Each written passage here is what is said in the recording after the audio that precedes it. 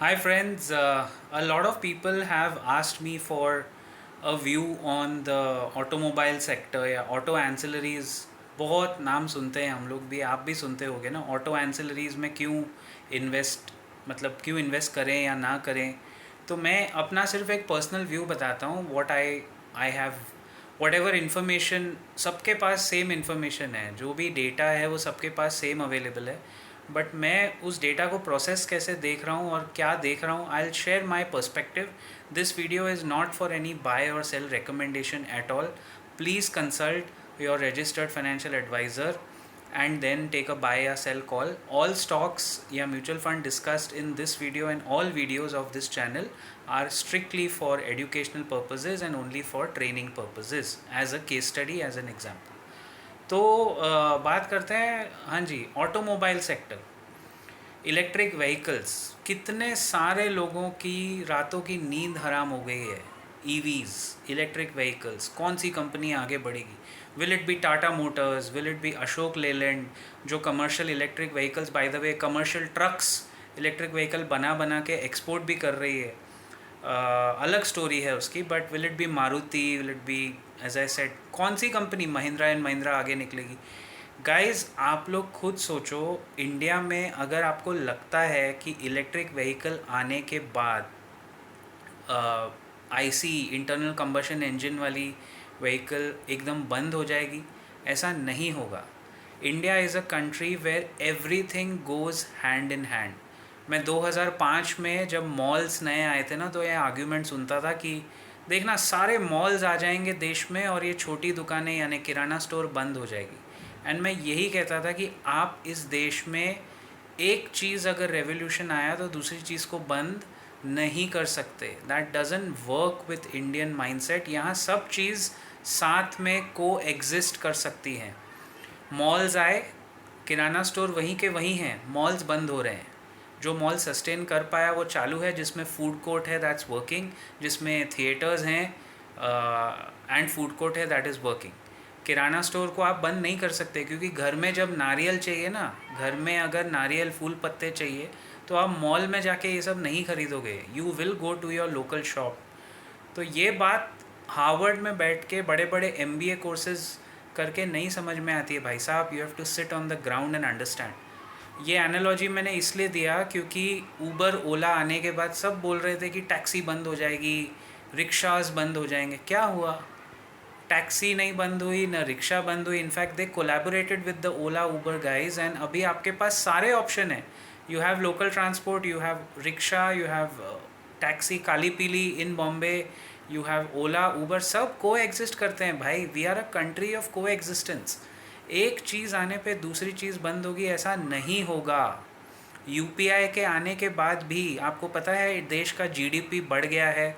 India's GDP has grown to $3.4 trillion. तो cash transaction बंद नहीं हुए हैं, कैश का ट्रांजैक्शन इनफैक्ट थोड़ा बढ़ गया है, क्योंकि आपके देश में लेन देन बढ़ गया है। सिमिलरली इलेक्ट्रिक व्हीकल्स अभी एक बहुत फार फेच्ड एंड बहुत डिस्टेंट ड्रीम है। It's a distant dream, and anybody who's betting on the electric vehicle bandwagon thinking that ये फला फला कंपनी आगे बढ़ेगी, let me tell you something. Tata की गाड़ियाँ हैं रोड पे, Tata Nexon and whatever way you pronounce it. आपको अगर ऐसा लग रहा है कि ईवी स्पेस के स्टॉक्स में इन्वेस्ट करके आप पैसा कमाओगे, I think you should take a more 360 degree holistic perspective before you get into this. सबसे पहली बात, ईवी इलेक्ट्रिक व्हीकल्स में सबसे ज़्यादा कॉस्ट किस चीज़ का है? बैटरी। क्या इंडिया में आप उस लेवल पे हैं कि आप मेक इन इंडिया में बैटरीज बना रहे हो? I don't think so, the data doesn't suggest. Battery यहाँ सिर्फ असेंबल होती है, गाड़ियाँ इंडिया में असेंबल होती हैं, लेकिन वो उसका रॉ मटेरियल, उसका सारा माल तो आप चाइना से लेते हो या दूसरे कंट्री से लेते हो। मेजॉरिटी आज भी रेयर अर्थ मटेरियल जो आपको चाहिए वो दूसरे कंट्रीज़ में है।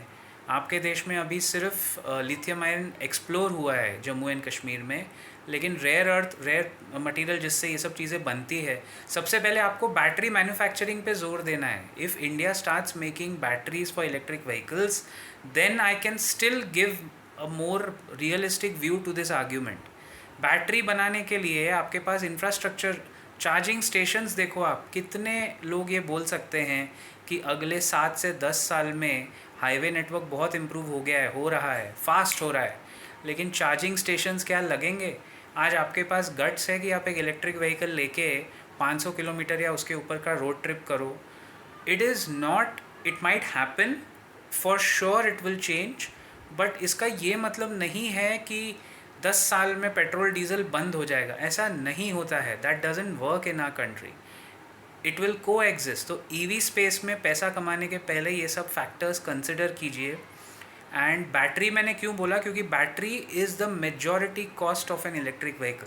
सबसे ज़्यादा खर्चा ईवीज़ का बैटरी में होता है। आपको ईवी की गाड़ी या प्रिंसिपल कंपनी में पैसा बनाने के बजाय who is the company who is providing design software solutions to the EV, वो एंसिलरी में पैसा कमाना है। Who is the company who is let's say supplying tyres, मैंने वो सेक्टर स्टडी नहीं किया है, मुझे कैश बर्निंग सेक्टर लगता है, I don't get into it, but उसमें आपको देखना चाहिए।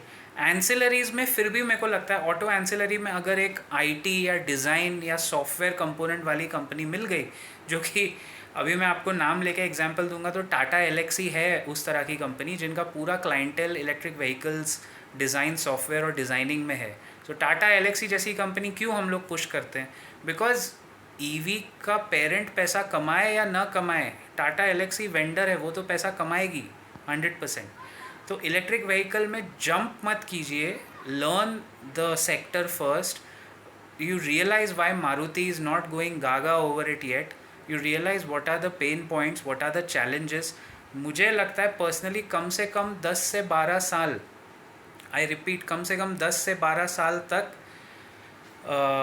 ब्लेंडेड इथेनॉल पेट्रोल व्हीकल्स रहेंगी।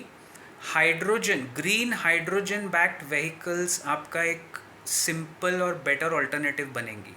आई थिंक इंडिया ने जो पर्सपेक्टिव लिया है इलेक्ट्रिक व्हीकल से ज़्यादा, यहाँ पे ग्रीन हाइड्रोजन बैक्ड फ्यूल्स की कंपनी चलेगी, जिसमें सबसे बड़ा प्लांट आपको पता है कौन सी कंपनी जामनगर में लगा रही है? Reliance industries.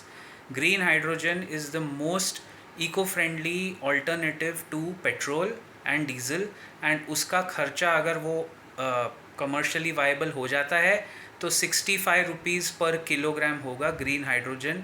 मतलब आपके पेट्रोल के 1 लीटर का वो पूरा निकाल के फेंक देगा, 65 रुपीज़ के आसपास आएगा। जैसे सीएनजी का कॉस्ट आप देखो कैसा है, काफ़ी कम है, वैसे ग्रीन हाइड्रोजन आपके पेट्रोल का खर्चे को आधा कर सकता है। सो उस बारे में सोचिए। Let me know what do you think, आपके व्यूज़, आपके ओपिनियंस बताइए। एंड डोंट जंप टू कि ऐसा हो गया तो इसमें पैसा बनेगा। इंडिया में it doesn't work like that, at least I am sharing my experience. Feel free to put your comments. I'll see you around in the next video very soon with more multi-baggers. Till then, as always, keep profiting, guys.